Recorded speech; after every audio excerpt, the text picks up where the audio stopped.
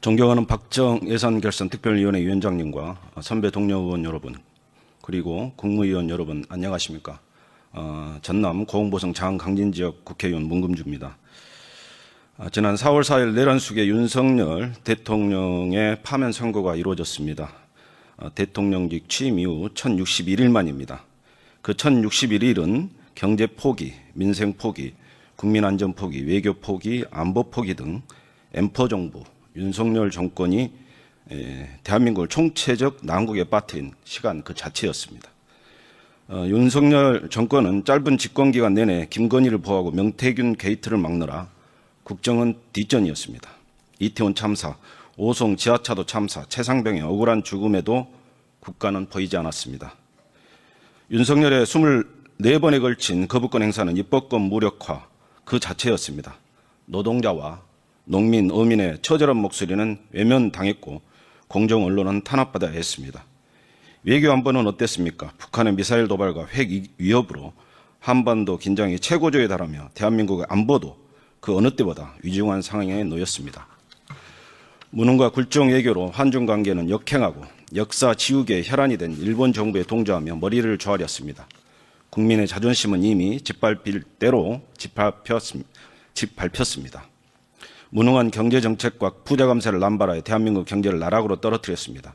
이 모든 일이 단 1061일 만에 벌어졌습니다.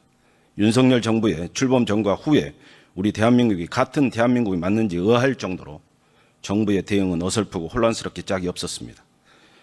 돌이켜보면 공간이 의식을 지배한다며 취임 첫날부터 느닷없이 군의 심장부로 대통령실을 옮긴 순간부터 지금 대한민국 운명은 어쩌면 예견된 수순이 아니었을까 하는 생각이 듭니다.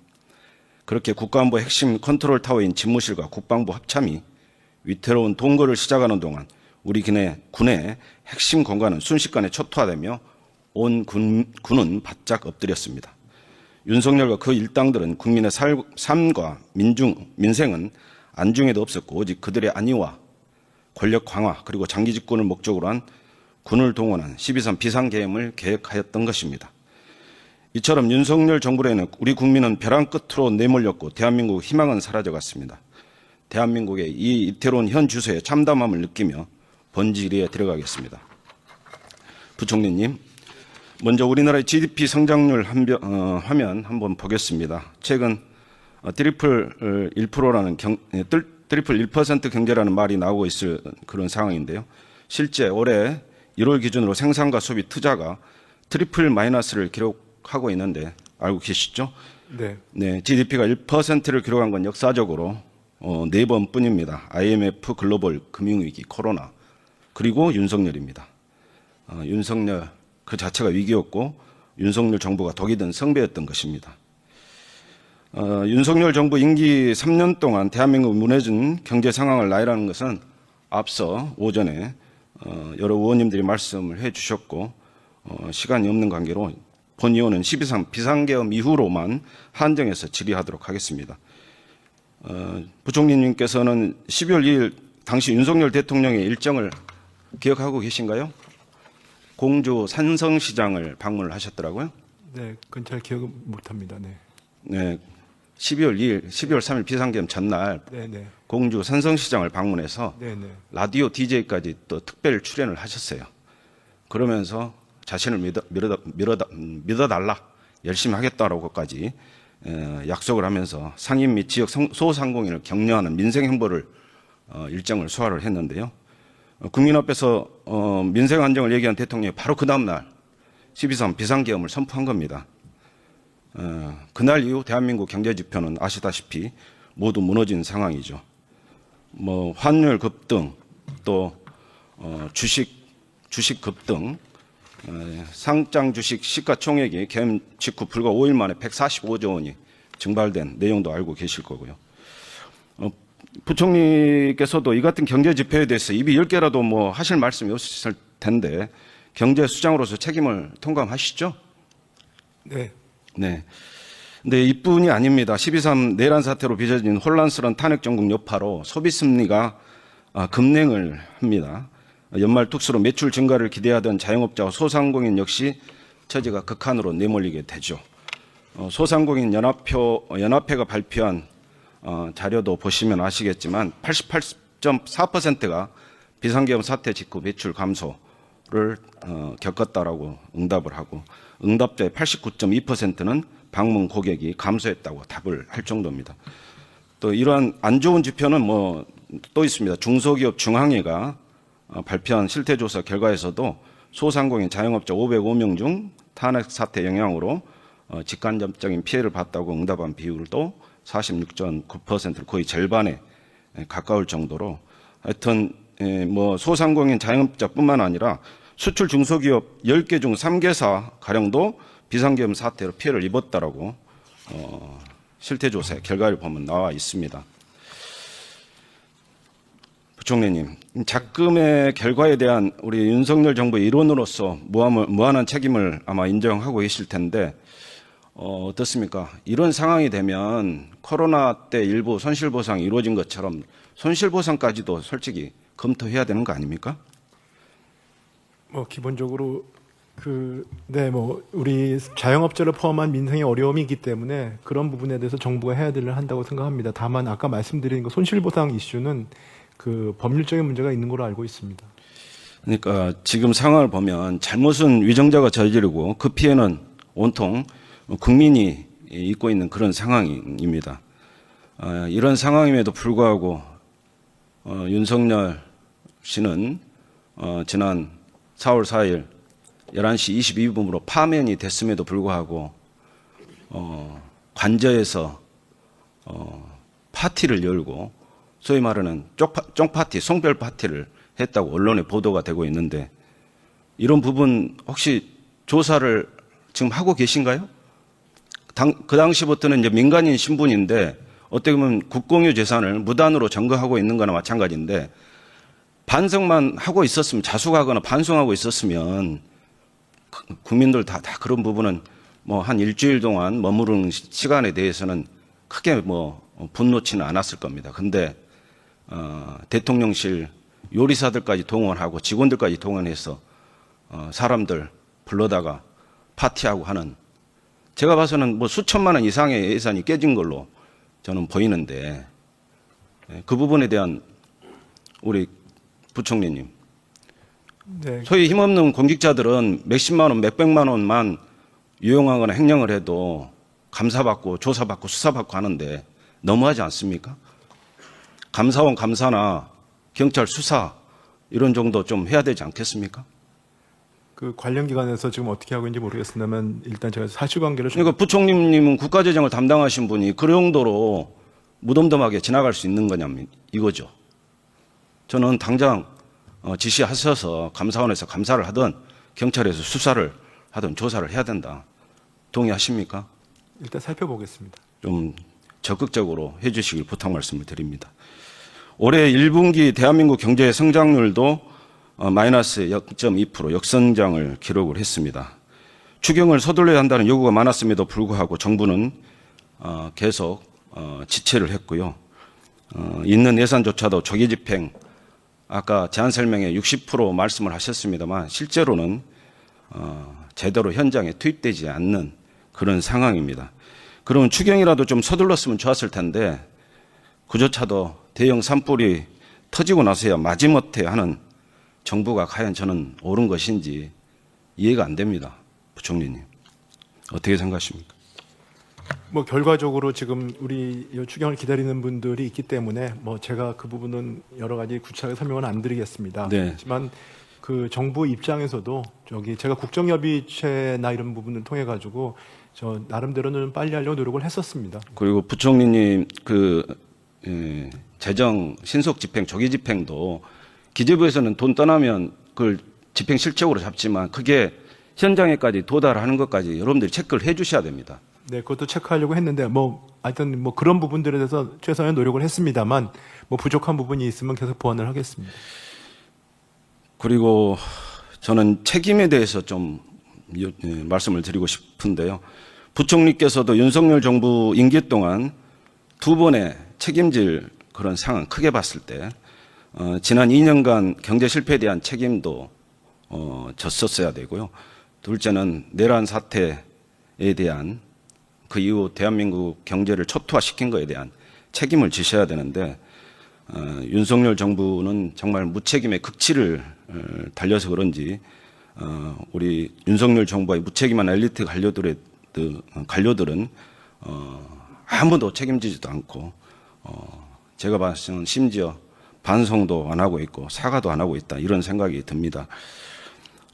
그러면 윤석열 정부가 얼마나 무책임하고 뻔뻔한지에 대해서 한번 살펴보겠습니다. 이태원 참사, 오송 지하차도 참사, 해병대 최상병 사건, 제주항공 참사, 그리고 의대 정원 학대로 인한 의정 갈등에 대해서도 국민들은 모두가 힘들어했습니다만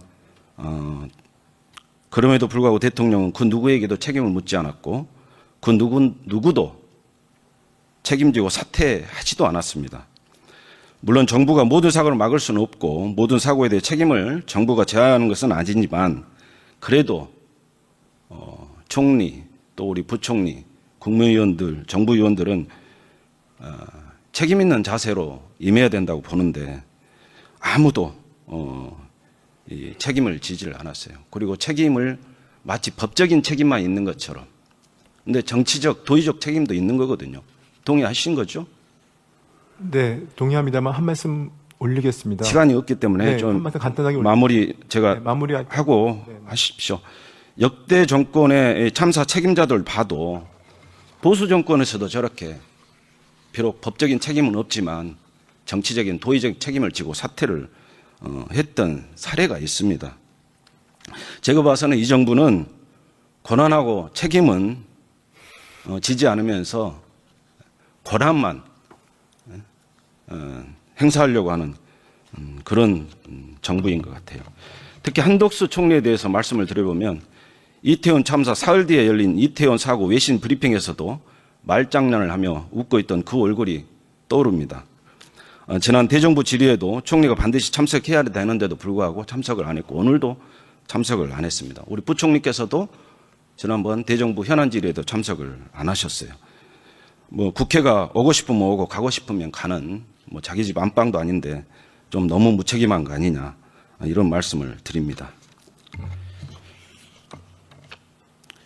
그리고 예산 관련해서 시간이 없기 때문에 추가로 좀 질문을 드리겠습니다. 오늘 부총리님 제안 설명에도 제가 보니까 자세히 봤어요. 농어민의 농자도 안 보이더라고요. 아시다시피 지금 우리 농업 분야에서는 생산성, 생산비가 많이 올라서 다들 힘들어하고 계시는데 어떻게 이렇게 농어민에 대해서 생각을 안 해주시는지, 그리고 이런 부분에 대해서 우리 송미령 농림부 장관은 이의 제기도 안 하시는지 정말 안타깝고 화가 납니다. 지금 이번 추경안을 보면 농가에 대한 직접적인 지원이 하나도 없어요. 마치 농가를 위한 예산인 것처럼 해놓고 보면 주로 소상공인, 제가 소상공인 자영업자 지원한 것에 대해서 뭐 배제하는 건 아닙니다. 취지는 공감을 하지만 중요한 건 농어민에 대한 직접적인 지원 예산이 빠졌다고 하는 겁니다. 또 우리 여러 의원님들이 말씀을 주신 중기부에 있는 상생 페이백 사업, 또 디지털 온누리 상품권을 택했는데 이런 부분도 지역화폐는 44.7%가 가입이 돼 있습니다만은 우리 온누리 상품권은 1.97%만 가입이 돼 있고, 또 농림부의 예산이 반영된 공공배달앱도 주로 도시권에만 많은 수가 가입, 그것도 민간 배달앱하고 비교하면 그것도 처지지만, 예를 들면 제 지역구인 보성군에 보면 군청 앞에 공공배달앱에 가입된 가맹점 수가 4개인데 민간 배달앱은 40군데가 넘어요. 그러면 이거는 농어촌에 대해서는 아예 혜택이 안 돌아간다는 그런 문제가 있습니다. 형평성에도 문제가 있는 거고, 이런 문제점을 좀 살펴서 이번 추경에 저희들이 농해수위 상임위 때 요구를 했습니다만 이번 추경에 농어민에 대한 직접 예산이 빠진 부분에 대해서 예를 들면 무기질 위로 가격 보조랄지 농사용 전기요금 지원, 시설 농가 면세 보조금 지원 사료 구매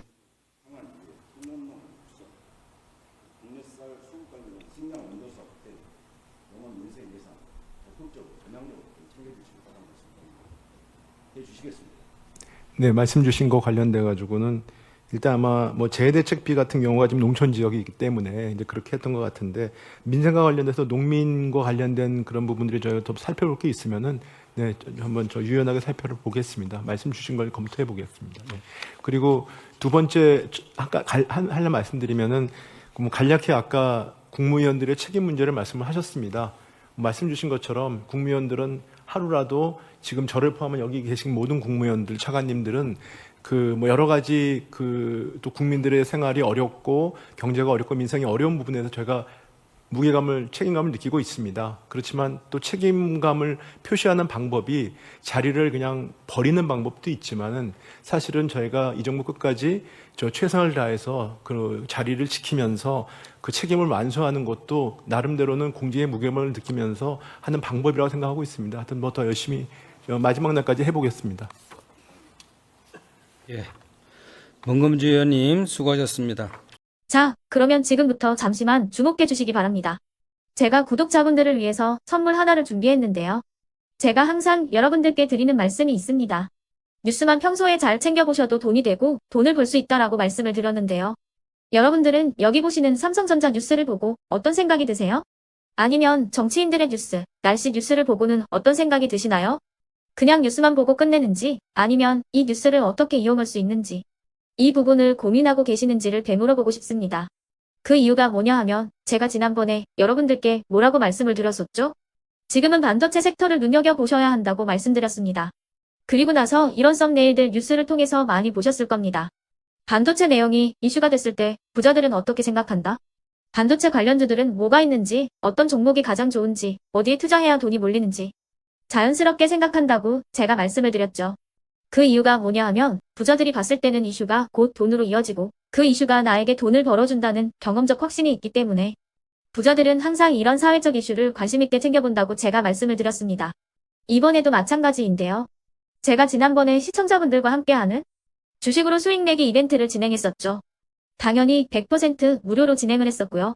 여기 보시면 아시겠지만 제가 지난번에도 구독이라고 보내주신 모든 시청자분들께 반도체 관련주 중에 가장 크게 급등할 딱 한 종목, 많은 종목도 아니라 한미반도체 한 종목을 여러분들께 추천드렸어요.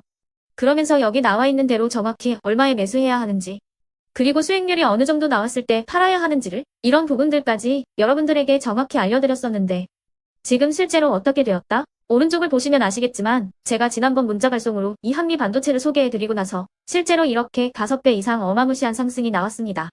100만 원만 투자를 했어도 무려 500만 원이 넘는 수익금이 생긴 거죠. 그래서 당시에도 굉장히 많은 분들이 제가 드린 이 한미 반도체로 수익을 내실 수가 있으셨을 텐데요. 다시 한번 축하드린다고 말씀을 드리겠고 이번에도 마찬가지입니다. 앞으로도 2024년, 2025년 계속해서 기대해볼 섹터는 AI입니다. 그 중에서도 AI 반도체는 그 누구도 부정할 수 없는 미래성장 산업입니다. 그러면 우리가 어떻게 생각해 볼 수 있을까요? AI 반도체 종목 중에 앞으로 크게 대장 역할을 하면서 10배 이상 급등할 수 있는 템베고 종목을 지금부터 열심히 추적해야 한다는 겁니다. 큰 돈을 투자하지 않더라도 월급의 일부분 아주 소액이라도 이 종목을 모아가야 수백 %의 수익률을 손에 쥘 수 있는 것이죠. 지금 여러분이 보고 계시는 이 유튜브 또한 AI 반도체와 아주 밀접한 연관이 있고 반도체야말로 대한민국의 핵심 산업으로 앞으로 더더욱 시장은 성장할 수밖에 없습니다. 그렇기 때문에 제가 이번에도 뭘 보내드리고 있냐면 지난번과 똑같이 구독이라는 문자를 보내주시면 제가 AI 반도체 관련주 중에 앞으로 대장주 역할을 하면서 주가가 가장 크게 급등할 한 종목을 여러분들께 문자 발송으로 종목명과 사고 파는 시점을 모두 알려드릴 건데요. 그 문자를 받고 여러분들이 주식으로 돈 버는 연습을 한번 해보셨으면 좋겠고요. 혹시라도 나는 주식을 하지 않는다 하시는 분들은 주변에 주식하시는 지인분들에게 말씀을 해주셔도 되고요. 아니면 연세가 있으셔서 투자가 어렵다 하시는 분들은 이 종목을 자녀분들에게 한번 사봐라. 이걸로 한번 수익을 내봐라. 이렇게 조언을 해주실 수도 있는 거겠죠. 그래서 지금 이 영상을 보시는 시청자분들 중에 나도 이번 종목이 좀 궁금하다 하시는 분들은요. 누구나 상관없이 그리고 어느 시간대나 상관없이 부담 없이 010-2514-5930번으로 구독이라는 문자 보내주시면 제가 이번에도 똑같이 무료 추천 급등주 문자를 보내드리겠습니다. 이해되시겠죠? 제 번호 010-2514-5930번으로 구독이라는 문자 보내주시면 여러분들이 직접 이슈를 통해서 돈 버는 연습을 해보실 수가 있는 거고, 제가 돈을 받는 것도 아니고 투자를 대신해 드리는 것도 아니기 때문에 부담 없이 신청해 주시면 되는 겁니다. 그리고 수익이 나면 저는 다른 것은 하나도 바라지 않습니다. 제 채널에 구독, 좋아요 한 번씩만 눌러주시라 이렇게 다시 한번 말씀을 드리겠습니다.